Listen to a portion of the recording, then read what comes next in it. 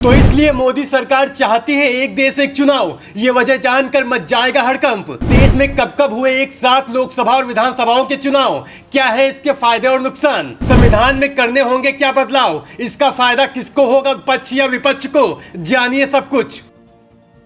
केंद्र की मोदी सरकार ने 18 से 22 सितंबर तक संसद का विशेष सत्र बुलाया है। संसद के इस विशेष सत्र बुलाने की घोषणा से सरकार ने विपक्षी दलों से लेकर राजनीतिक पंडितों और विरोधियों, आलोचकों सभी को हैरान कर दिया। विशेष सत्र को लेकर तरह तरह के कयास लगने शुरू हो गए हैं। इस बात की भी चर्चा शुरू हो गई है कि सरकार इस साल होने वाले 5 राज्यों के विधानसभा चुनाव के साथ ही लोकसभा चुनाव की भी घोषणा कर सकती है। मतलब कि मोदी सरकार संसद में एक देश एक चुनाव भी लेकर आ सकती है। विशेष सत्र बुलाने के इस फैसले से विपक्ष भड़क गया। देश में एक बार फिर माहौल गर्म हो गया। लेकिन क्या आपको पता है एक देश एक चुनाव है क्या, जिस पर हंगामा मचा हुआ है, और क्यों पूरा विपक्ष एकजुट खड़ा है? क्या है इसके फायदे और नुकसान, सब कुछ आपको अगले 1 से 1.5 मिनट में बताएंगे। आपको बता दें, एक देश एक चुनाव का सीधा सा मतलब है कि देश में होने वाले सारे चुनाव एक साथ करा लिए जाएं। आजादी के कुछ सालों तक लोकसभा और विधानसभा के चुनाव साथ साथ ही होते थे। साल 1952, 1957, 1962 और 1967 में एक साथ लोकसभा और विधानसभा चुनाव हुए। इस व्यवस्था के तहत 4 बार चुनाव हुए, जिसमें राज्यों के विधानसभा चुनाव और लोकसभा चुनाव एक साथ होते थे। इसके बाद 1968-1969 के बीच कुछ राज्यों की विधानसभा भंग हो गई, जिससे यह सिलसिला टूट गया। वहीं साल 1971 में भी समय से पहले लोकसभा चुनाव कराए गए। अब आपके मन में यह सवाल आया होगा कि आखिर क्या है इसके फायदे और क्या नुकसान होंगे। तो आपको बता दें, 1951 और 1952 लोकसभा चुनाव में 11 करोड़ रुपए खर्च किए गए थे, जबकि 2019 लोकसभा चुनाव में 60,000 करोड़ रुपए की भारी भरकम धनराशि खर्च हुई। इससे अंदाजा लगाया जा सकता है कि अगर सिर्फ लोकसभा चुनाव में इतने पैसे खर्च हो रहे हैं तो विधानसभा चुनाव में कितने रुपए खर्च होते होंगे। वहीं एक देश एक चुनाव के पक्ष में एक तर्क यह भी है कि इससे काले धन और भ्रष्टाचार पर रोक लगने में मदद मिलेगी।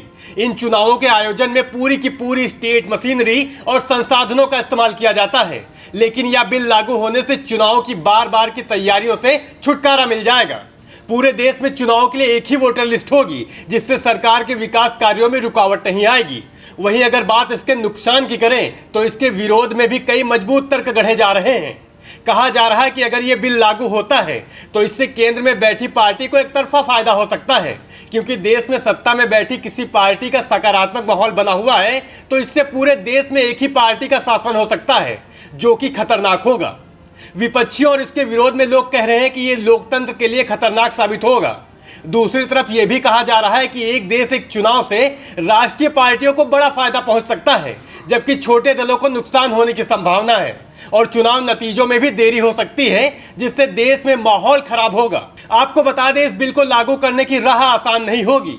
एक मीडिया हाउस को बताते हुए पूर्व मुख्य चुनाव आयुक्त SY कुरैशी ने कहा कि इस बिल को अमली जामा पहनाने के लिए संवैधानिक, ढांचागत और राजनीतिक चुनौतियां बनी हुई हैं। किसी भी विधानसभा या लोकसभा का कार्यकाल 1 दिन भी बढ़ाने के लिए संविधान में संशोधन करने होंगे या फिर राष्ट्रपति शासन लगाना होगा। इसके अलावा जिन राज्यों में सरकार बीच कार्यकाल में ही भंग हो जाएगी, वहां संवैधानिक इंतजाम कैसे होंगे।